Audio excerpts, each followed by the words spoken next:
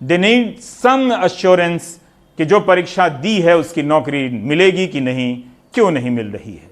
अभी आपने देखा कि लाखों की संख्या में मां भारती की संतानें ट्विटर पर ट्वीट करती रही कि रेलवे की जो परीक्षा हो चुकी है, रिजल्ट आ गए हैं, सहायक लोको पायलट की, उसकी ज्वाइनिंग का संकल्प हो जाए।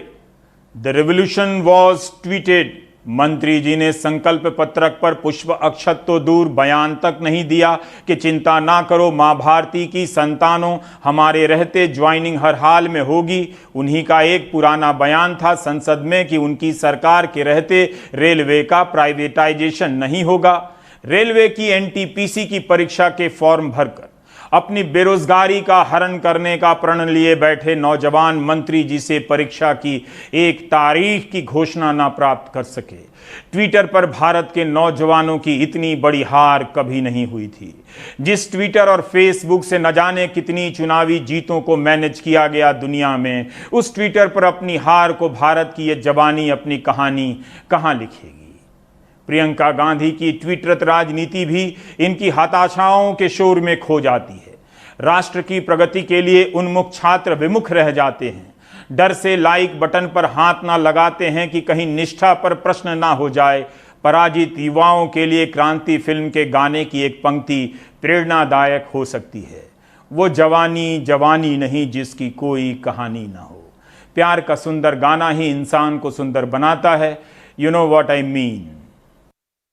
हम सभी छात्रों ने अभी 1 सितंबर को ग्रैंड ट्विटर कैंपेन आयोजित किया था SSC CGL 2018 tier 3 descriptive paper के रिजल्ट के जो पेंडिंग पड़ा है पिछले 8 महीनों से उसकी तारीखों के लिए। और ये ट्विटर कैंपेन काफ़ी सक्सेसफुल रहा और उसी शाम को एसएससी के द्वारा हमें यह सूचित किया गया कि एसएससी सीजीएल 2018 टीयर 3 का रिजल्ट 4 अक्टूबर को आ जाएगा। परंतु हालांकि वह ट्विटर कैंपेन जो उसका उद्देश्य था उसकी पूर्ति करने में वह सफल रहा, परंतु इसके अतिरिक्त छात्रों की एसएससी से कई सारी मांगें अभी भी शेष हैं, जैसे रैंक लिस्ट का मुद्दा, जैसे वेटिंग लिस्ट का मुद्दा, तथा एसएससी में एक ऐसी अथॉरिटी हो जिसके द्वारा छात्र अपनी समस्याएं, अपनी ग्रीवेंसेस डायरेक्टली उस अथॉरिटी तक रख पाएँ और एसएससी उनको टाइम बाउंड मैनर में सॉल्व कर सके। बच्चा एग्ज़ाम का फॉर्म भरने के बाद इंतज़ार करता रहता है कि कब मेरी एग्ज़ाम होगा, एग्ज़ाम हो जाता है तो रिजल्ट नहीं आता, रिजल्ट आता है तो ज्वाइनिंग नहीं होती है। तो पूरा फ्रॉम स्टार्ट टू एंड जो इसको सॉल्व करने का एक प्रयास है वो है आपका स्पीकअप कैंपेन। और इसके थ्रू ये मांग की जा रही है कि परीक्षा व्यवस्था में इस तरह का सुधार किया जाए कि समयबद्ध तरीके से परीक्षा हो, और अगर समयबद्ध तरीके से परीक्षा नहीं हो रही है तो जो भी इसके लिए रिस्पॉन्सिबल हैं उनके ऊपर जुर्माना भी लगाया जाए, ताकि एक इंटेंट दिखे सरकार का कि बच्चों को वाकई में सरकारी नौकरियां देनी है और वो इस एग्जाम्स की मन से तैयारी करें, ना कि इस पे चिंतित रहें कि हमारा कितने साल बाद ज्वाइनिंग होगा। अतः ट्विटर पर युवाओं का ट्रेंड आंदोलन फेल ही कहा जा सकता है। ट्विटर पर जन कल्याण हेतु सर्वसुलभ मंत्री जी ने बयान नहीं दिया। छात्र आ से आश्वासन ना पाकर ह से हताश हुए होंगे। सहायक लोको पायलट की भर्ती का विज्ञापन वर्ष 2018 में निकला था, आज तक भर्ती पूरी नहीं हुई, ज्वाइनिंग नहीं हुई। अप्रैल 2019 में नॉन टेक्निकल पॉपुलर कैटेगरी का फॉर्म भरकर छात्र बैठे हैं, तब से कुछ तो कहना चाहिए मंत्री जी को, है कि नहीं। अब आपको फिर से फ्लैशबैक में ले चलता हूं, जिसे हिंदी में पूर्व दीप्ति कहते हैं। वंस अपॉन ए टाइम साल 2017 का था, महीना अक्टूबर का। मंत्री जी ने कहा था कि रेलवे के इकोसिस्टम में 10 लाख नौकरियां बन जाएंगी, उस दिशा में काम कर रहे हैं। 10 लाख, इधर 1 लाख की भर्ती का पता नहीं।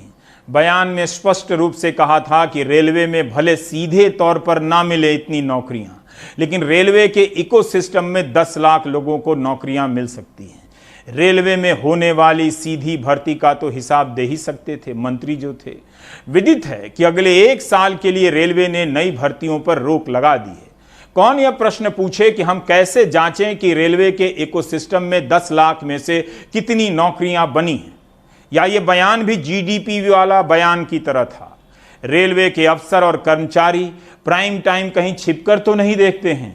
आई mean just asking buddy, don't worry, I can see the time we are living in. Sanskrit तत्सम हिंदी, हिंदी उर्दू और अंग्रेजी का लुत्फ एक प्राइम टाइम में। माय माय, बचा ही क्या है देखने को, और देखकर करना भी क्या है। कथा आगे बढ़ रही है। जजमान नागरिक अब जजमान ही तो हैं, अब जनार्दन नहीं रहे। ऐसी सूत्र पंक्तियां बड़ी बड़ी यूनिवर्सिटी के प्रोफेसरों को जीवन बिताने के बाद मिलती हैं। मैं अपनी तारीफ में क्या ही कहूं। आखिर जीडीपी पर बयान क्यों नहीं आए? ऐसा तो नहीं कि जीडीपी कभी नहीं बढ़ेगी, और अगर बढ़ गई तब भी मंत्रीगण चुप रहेंगे आज की तरह। लोकहित का कार्य बड़ा कठिन है, डगर है न पनघट है। इन पंक्तियों के भावार्थ 20 साल बाद आने वाले युग के लिए संरक्षित हैं। आप सोच रहे हैं कि मैं कौन सी हिंदी बोल रहा हूं। यही वो हिंदी है जिसे बोलकर 10वीं क्लास में छात्र पुरस्कार प्राप्त करता है और चुनावों में विद्वता का अलंकार पाता है। स्कूलों और कॉलेजों के हिंदी विभागों द्वारा गढ़ी गई भारत के मानस की यही वाचन और भाषण आधुनिक शैली है।